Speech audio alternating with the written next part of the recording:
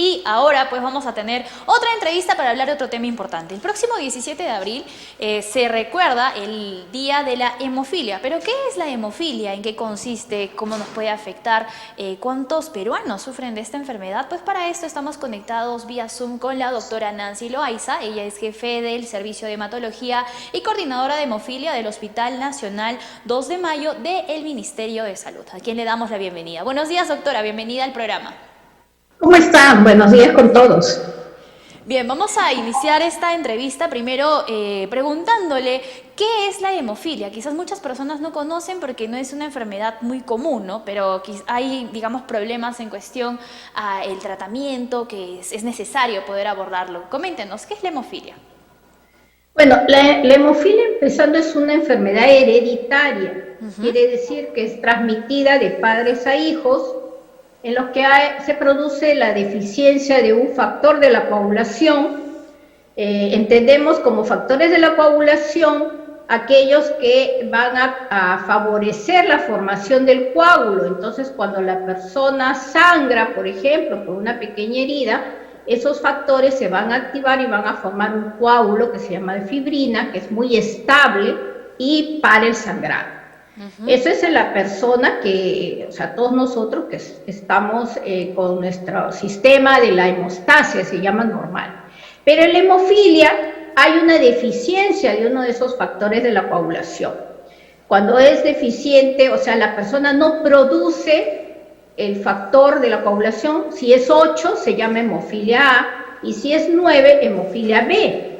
Entonces, esa deficiencia que hay de ese factor condiciona que no se forme adecuadamente ese coágulo, y por tanto esa persona que presenta sangrados, no es que no se detenga, el sangrado se va a detener en algún momento, pero va a demorar, y por tanto esa es la consecuencia que vamos a ver en la serie de complicaciones que presentan estas personas.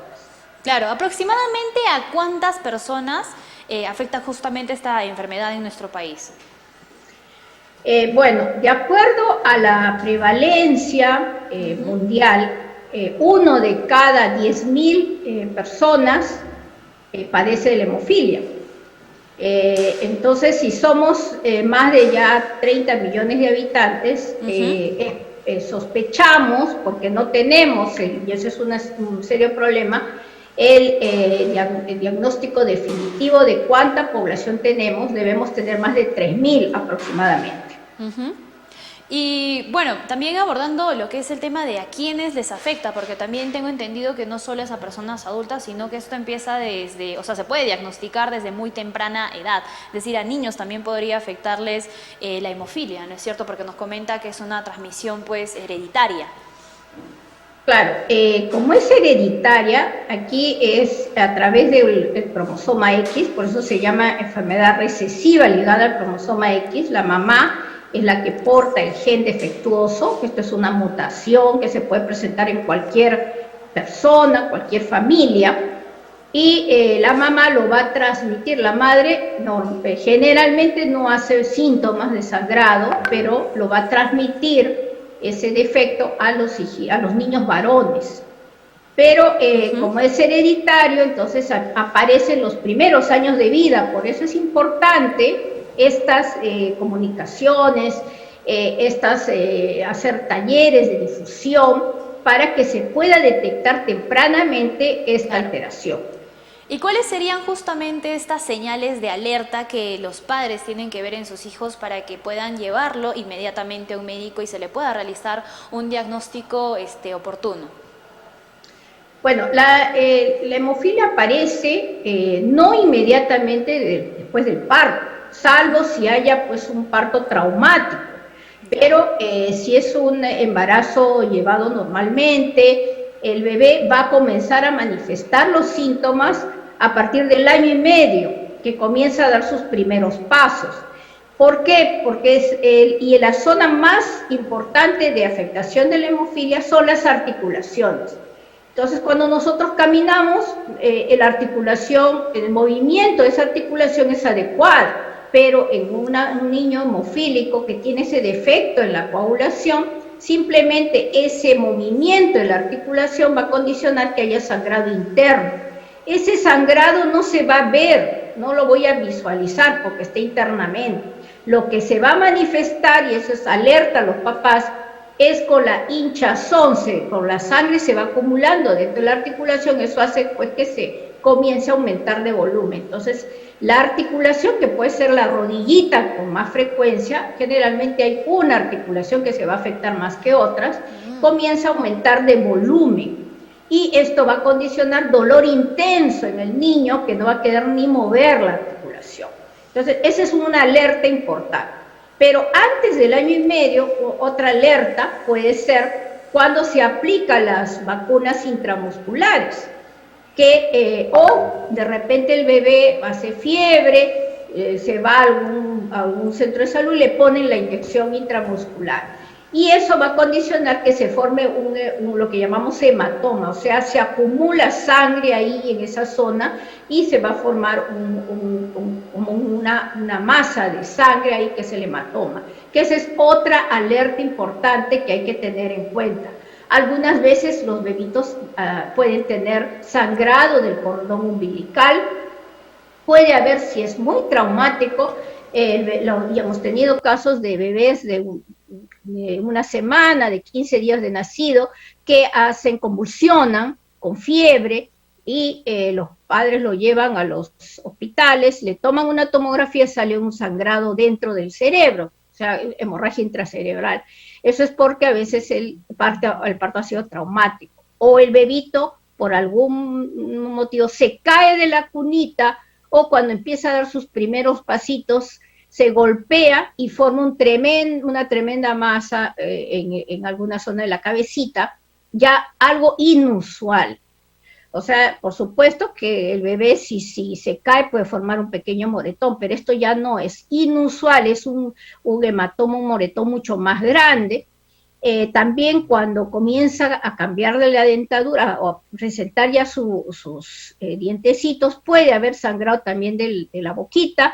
Si se muerde en la lengüita, hay un sangrado mayor. O sea, los papás tienen que estar alerta a sangrados que no son ya comunes, que no paran por un tiempo determinado, o por hematomas o moretones en el cuerpo mucho más llamativos. Y lo último es pues ya al año y medio más o menos, o 2 años, cuando caminan, el aumento de volumen en la articulación.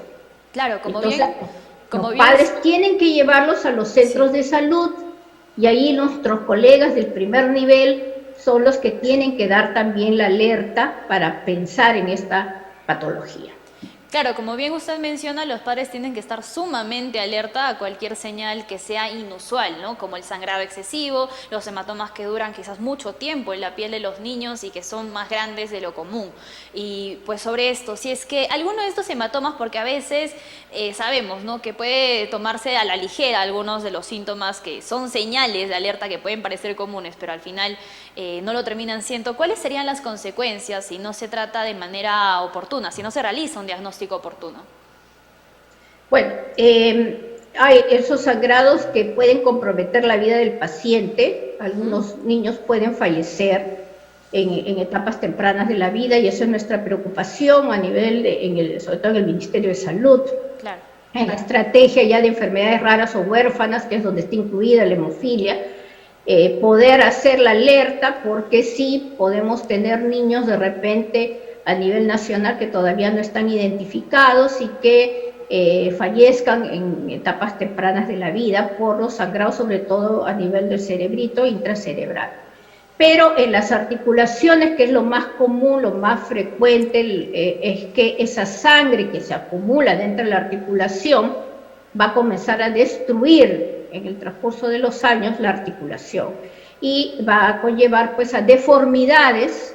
Hay muchos padres también que de las provincias nos los traen a Lima, y incluso ellos no le prestan la atención a esa deformidad y dicen, no, mi hijito es débil, mi hijito ha nacido así con ese defecto, piensan que es un defecto propio del hueso, pero no es así, es ya defecto producido por el sangrado intraarticular que causa la destrucción y la deformidad de la articulación. Entonces, que conlleva que el transcurso de los años esa articulación va aparte de la deformidad, se va a perder el movimiento y por tanto podemos tener ya adolescentes discapacitados que tengan que usar muletas o sillas de rueda, y esto es irreversible, por eso es importante el diagnóstico precoz. ¿Y cuál sería el tratamiento que normalmente se aplica para la hemofilia? Bueno, ya está establecido mundialmente que es el tratamiento profiláctico, con lo que nosotros tenemos que es darle al niño el factor que es deficiente. Por eso es importante que cuando tengamos ya la presunción diagnóstica, tenemos que ir a los centros de tratamiento para primero hacer las pruebas, para determinar qué tipo de hemofilia es, porque dependiendo de la deficiencia vamos a aplicarle el factor 8 o el factor 9, que son concentrados, que ya vienen ya comercialmente con todas las garantías de la calidad y de la bioseguridad, y ese pequeño va a entrar a un programa y tenemos los centros de tratamiento. En el Perú hay 10 centros a nivel nacional, lamentablemente todavía no tenemos regiones, nuestro ideal es que las 24 regiones tengan un centro de tratamiento. Y ahí en los centros van a recibir su factor. El factor es profiláctico desde que hace su primer sangrado importante o su primera, le llamamos hemartrosis, cuando hay el sangrado articular, y va a comenzar a recibir el factor inicialmente, si son pequeños, una vez al mes, una vez por semana, hasta progresivamente vamos a aumentarle la dosis 2 hasta llevarlo a 3 veces por semana. Lamentablemente el tratamiento es endovenoso, así que hay que tener un programa educativo para toda la familia, porque inicialmente de repente el centro de salud podrá ayudarle en la aplicación del factor. Lo ideal es que ya los padres aprendan a aplicarle el factor al niño, y cuando el niño ya tenga más o menos 8 años, 9 años, se le enseña al mismo niño a que se aplique su factor. Claro, y lo llevará de por vida.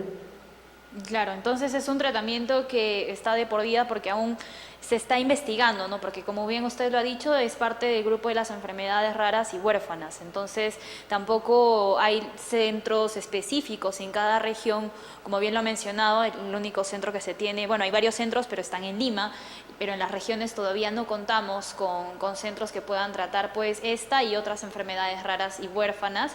Y justamente tocando este tema, ¿cómo está la situación de la hemofilia en nuestro país? Actualmente, ¿cuántos profesionales, digamos, que se pueden encontrar? Bueno, supongo que la mayoría también están en la capital. Bueno, inicialmente el Hospital 2 de Mayo fue el primer centro y es el centro de referencia nacional, pero nosotros con el interés de la descentralización, le informo que tenemos ya 8 regiones fuera de Lima que ya tienen centros de tratamiento. En Lima solo hay 2 centros que se encargan del tratamiento de hemofilia: el Hospital del Niño de Breña, que ve pediátricos, y el Hospital 2 de Mayo, que ve tanto niños como adultos. Pero ya tenemos en Piura, en Chiclayo, en Trujillo, tenemos en la región de Iquitos, en Arequipa, en Tacna, en Cusco, y nuestro interés es pues llegar a las diferentes regiones.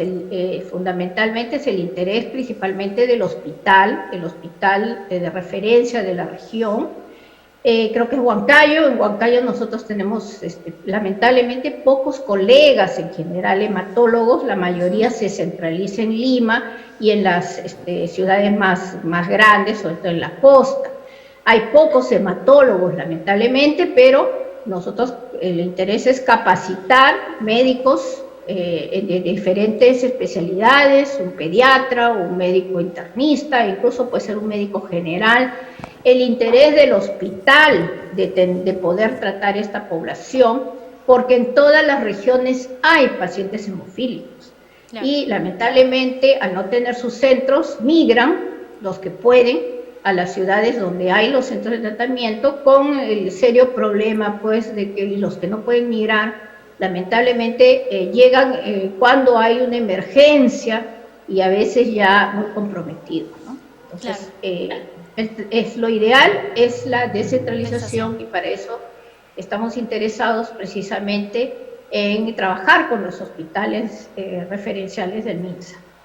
Claro que sí. ¿Y cuál sería su recomendación final para los padres aquí de la ciudad incontrastable de Huancayo para que puedan estar alertas a los niños y así reconocer tempranamente la hemofilia? Bueno, en primer lugar, estar muy alertas con sus niños, no solamente en lo que es hemofilia, sino en cualquier tipo de alteración que puedan observar, porque las enfermedades huérfanas, ustedes saben, son muchas y realmente una de ellas, hemofilia, es la que en realidad es la que está, diríamos, más organizada, porque ya venimos trabajando muchos años. Hay que estar alertas, primero, en el caso de hemofilia, sus hijos varoncitos, si has tenido un embarazo o un parto normal, tener mucho alerta en los primeros meses de vida, sobre todo cuando hay inyecciones que se aplican y hay problemas, cuando hay sangrados poco comunes y cuando ya comienzan a caminar, más o menos al año y medio, el aumento de volumen de las articulaciones con dolor. Llevarlo a los médicos, al especialista, al centro de tratamiento o a sus centros de salud. Nosotros estamos haciendo talleres de capacitación a través de la estrategia de enfermedades huérfanas a los centros y a los niveles, al primer nivel de atención, que son los que nos apoyarán muchísimo en la alerta de los padres para que ellos puedan conducir a este niño al diagnóstico y mejor tratamiento. Muchas gracias, doctora Nancy, por esta interesante introducción a lo que es la hemofilia, porque definitivamente es una enfermedad a la cual tenemos que tenerle especial atención. Si es que por ahí se ven algunos síntomas de la enfermedad, pues los padres tienen que llevarlo inmediatamente a un centro de salud para que haya un diagnóstico temprano. Gracias por esta participación y los invito durante toda esta próxima semana, por el Día Mundial de la Hemofilia, que es el día 17 de abril, va a haber una serie de actividades, muchas de ellas en Zoom. Nos estamos apoyando ya muchísimo con estas nuevas herramientas y que puedan llegar a nivel nacional. Gracias. Muchas gracias, doctora.